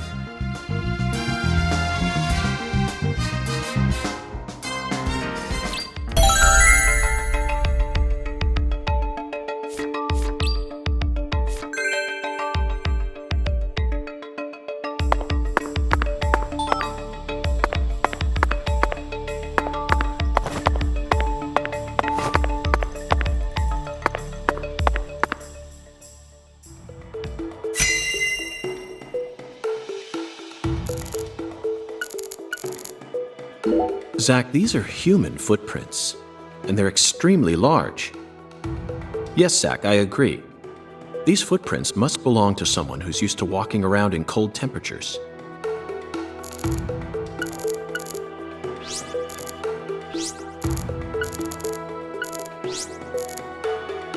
Boxes that got left behind. I can't tell what's inside. What do you think, Zach? I'm gonna go with okra. Yeah, okra. I'm sure it must be okra. That's a staple of the South. These pallets are a mess. Looks like this area isn't used often. Still, the idea to store a body here. It's a novel, sophisticated idea, unlike anything I'd ever come up with. This frost is shaped like something we're very used to seeing. That's right, a body bag. Lisa's body must have been left here. But there are no signs that the bag was dragged away. So our criminal must possess monstrous strength. An icicle. Never thought I'd see one of these down in the South. Zach, can you see that? Look closely. That's right. There are 4 imprints in the frost on the top of this. It's hard to believe, but I think these are fingerprints. Yes, Zach, that would lead one to believe that the body napper is a giant who's over 10 feet tall.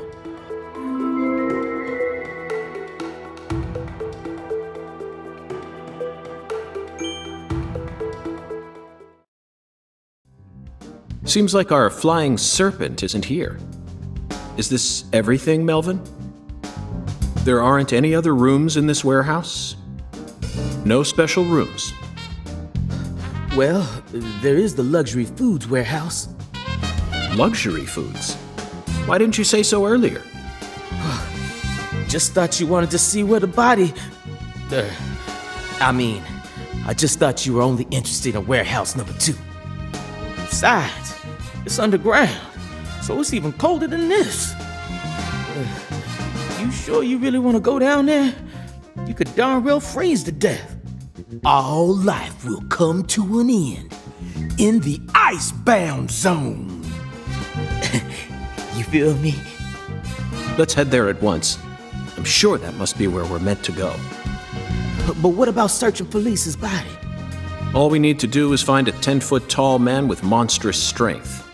That giant knows where she is. 10 foot tall? But finding the flying serpent is more important right now. Now please, guide me to the luxury foods warehouse at once. These luxury foods are most likely being used in local Cajun cuisine. I'm so excited to see what we'll find. Aren't you, Zach?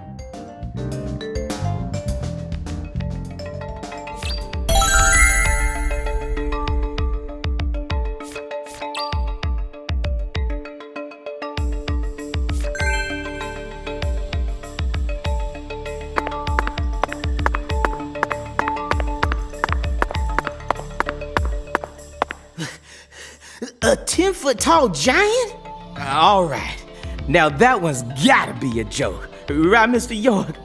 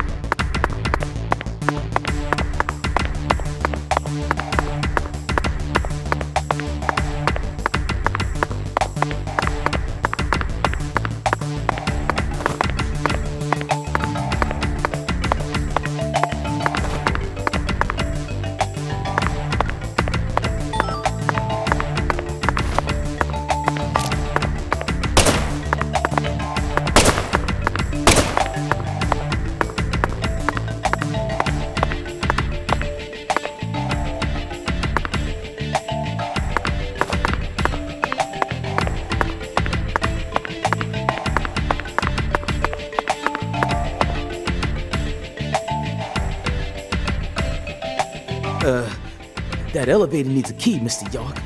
Do you have one? Actually, no. I didn't think you'd ever want to go down there. So I didn't bother to go and get one.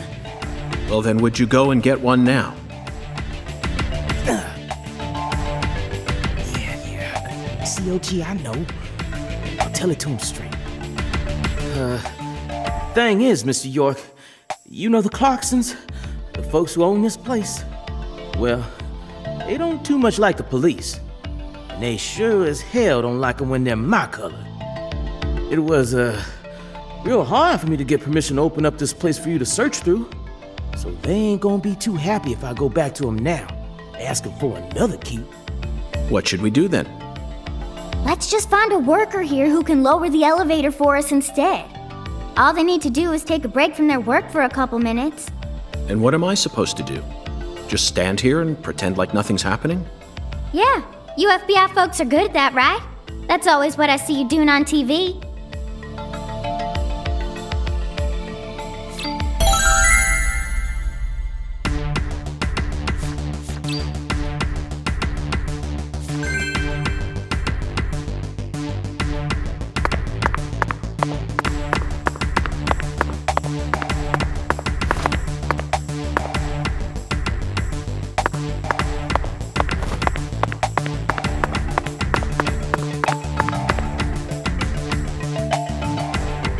The elevator won't move without a key, Mr. York. Think you two can go and figure something out? I'll search around here in the meantime. I believe in you. I know they didn't make you a special agent for nothing.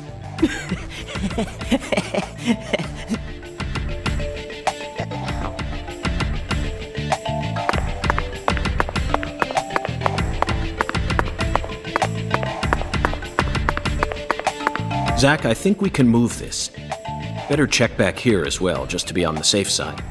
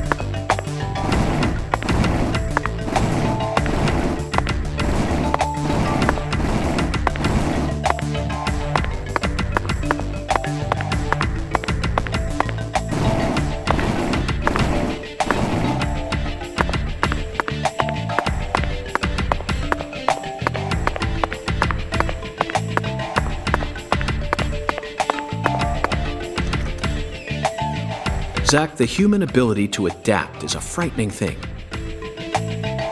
Some humans have the power to sleep anywhere as long as they set their minds to it.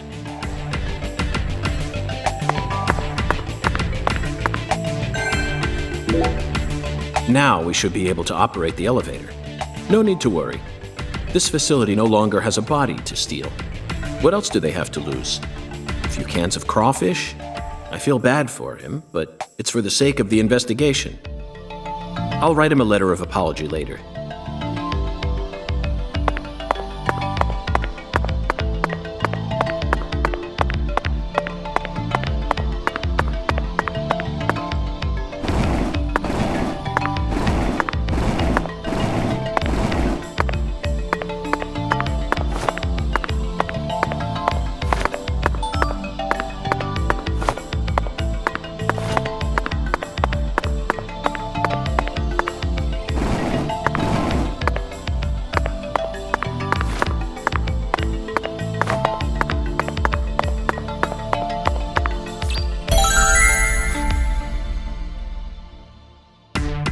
Mr. York, did you find a key? Ha! Now that's my special agent. There ain't no stopping you. Want to head straight down? You bet. Let's sally forth, Melvin.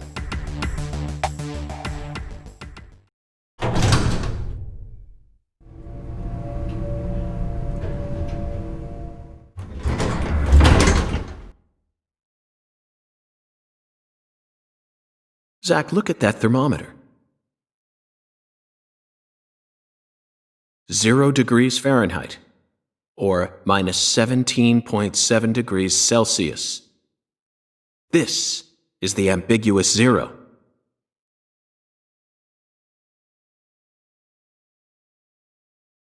Hey, Avery!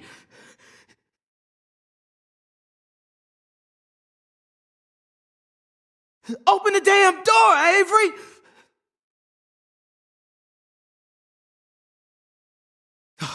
It ain't no use, Mr. York. Once Avery starts working on something, that's all he sees. He just tunes out everything else. We'll have to wait until he finishes and comes out to us, I reckon. Or we could come back tomorrow. I disagree, Melvin. Time may be on our side, but that doesn't mean we should waste it. You gave me Mr. Alligator precisely for moments like these, didn't you? Wait, Mr. York! Those tranquilizers may be non-lethal, but it's still dangerous to use them on humans. Of course, Melvin. I never said I was going to shoot him.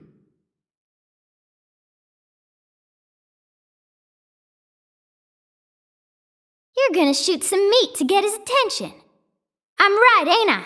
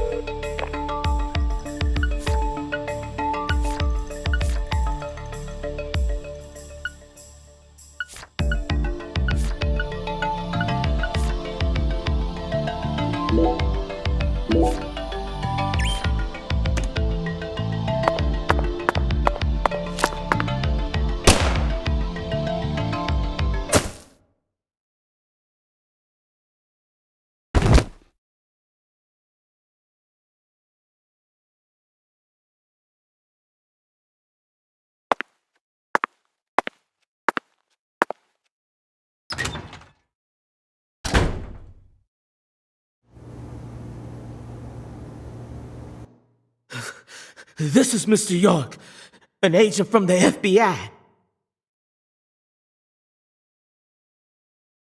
Hi, Avery. I'm Special Agent Francis York Morgan. Please, call me York. York, you a smarty pants, huh?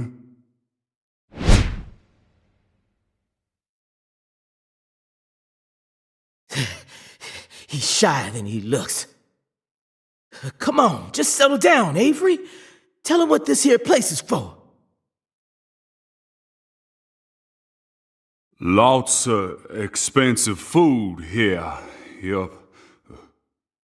Mighty precious to the Clarksons, so I gotta guard it. I see. So you're this area's keeper? Oh, I help with the research too. I do like research. Research? What are you talking about, Avery? This doesn't look like a lab to me. Oh, ain't no lab. It's a warehouse. Ain't no lab. Smarty pants scientist does the research. I ain't no smarty pants, no. He's a bit slow in the mind, but he ain't a bad guy. Your story about the giant who carried Lisa out. Don't tell me you think it's him. I mean, it's true that he's free to come and go as he pleases in this warehouse, but... No, as far as I can tell, he's just a bit over 6'5". The one who moved Lisa's body must be at least 10 feet tall. He's clearly too short.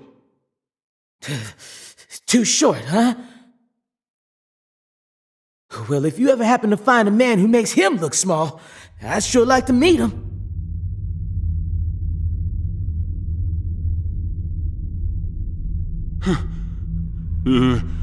Lisa. Hey, cut it out! Lisa. Why? Avery, that's not Lise. Not Lise? This is Melvin's daughter, and my precious assistant. Unfortunately, Elise is no longer with us. Lise! Lise! My fault! My fault!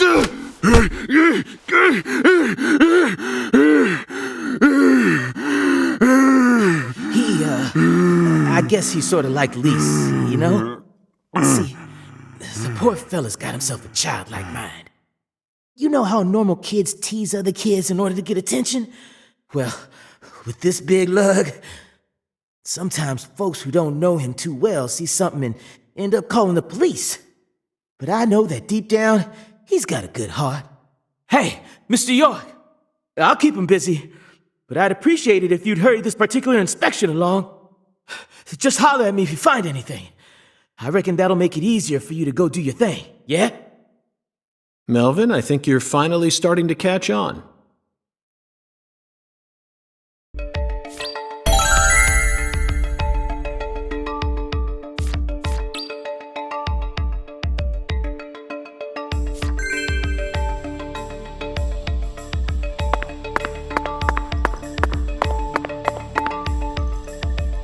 Avery, this box looks special. Clarkson food, for their home. Melvin, is this the Clarksons' family crest? Oh, the dragonfly? Yeah, that's the Clarksons' mark, all right. Ain't no big deal, though. You can find those all over town. Is that so? Well, yeah. They pretty much run all of this town's major industries. Yeah, I do believe they own just about everything there is to own. So their word is law. They got the whole darn town tattooed with their dragonflies. Can't even walk a few steps without seeing one. Zach, this dragonfly is our flying serpent. The flying serpent owns this town. They're related to Lise Clarkson, our victim. And Hungan's oracle pointed us toward their family crest.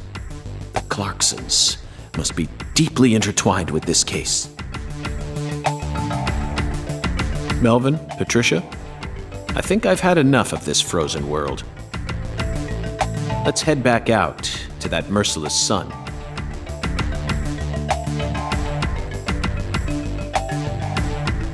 Well, what are you waiting for? I can't bear to spend another second down here.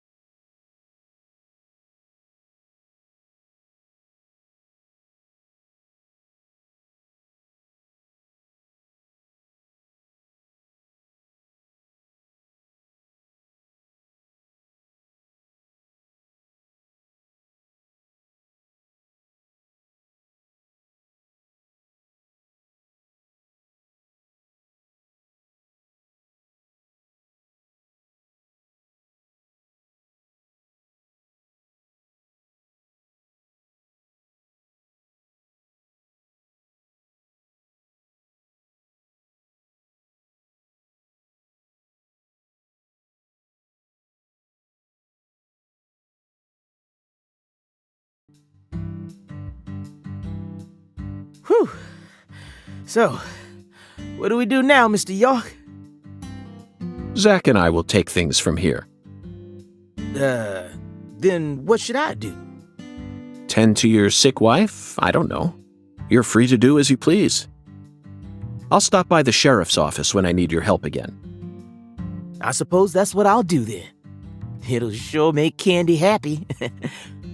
But I am the sheriff of this town, so I do intend to get some work done. I know. How about I search for Lisa's body while you're busy? Not a bad idea. Just be careful that you don't get attacked by a barefooted giant. Hey, don't scare me like that. Why do you keep talking about that giant anyway? You really think some giant was responsible for all this? Melvin, don't be silly. Of course I do. Just when I thought you were starting to catch on. Disappointing, to say the least. But how can you be so sure? I want to see some proof. Proof number 1. The footprints that led up to where Lisa's body originally was were made with bare feet. None of the prints looked similar to those of common insulated boots, and the arches of the feet were visible. The person who carried out Lisa's body must have had very large feet. I'd say they were at least 16 inches. Proof number 2. I found fingerprints on the cord of one of the hanging lights in the warehouse. The fingerprints weren't aimed up from below. They were coming directly from the side. Clearly, the giant moved the light because it was in his way. He pinched the cord with his fingers. Proof number 3. There was nothing else found in the vicinity where Lisa's body was stored. This means the giant carried her out without dragging her across the floor. But there's only one set of footprints. The only conclusion I can draw from this evidence is that a barefooted giant standing over 10 feet tall carried Lisa's body out. That concludes the entirety of my proof. Any objections, Melvin? But there ain't no way a human could ever be that tall. Have you seen every human alive with your own eyes? Well then, you need to forget all your preconceived notions when embarking on an investigation. Whether you come face to face with a 10-foot giant or a skeletal gentleman, you always need to accept everything that comes to you with a clear mind. Do that, and eventually the truth will reveal itself to you. You're a smart kid, I'm sure you understand. Well, I'll be damned! I'm sorry I ever doubted you, Mr. FBI Special Agent, sir. A sharp eye and flawless observational skills, uncovering the truth with a heady intuition. I won't ever question you again. Heck, I'll do whatever you say. That's it, Melvin. I'm glad you finally caught on. Okay, time to go, Patty. You know this town well, so I'd like you to accompany me from now on. Patty?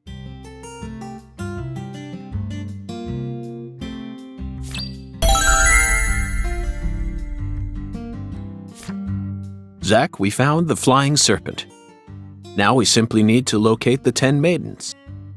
It's time to head on to Alexis's Diner and Lane.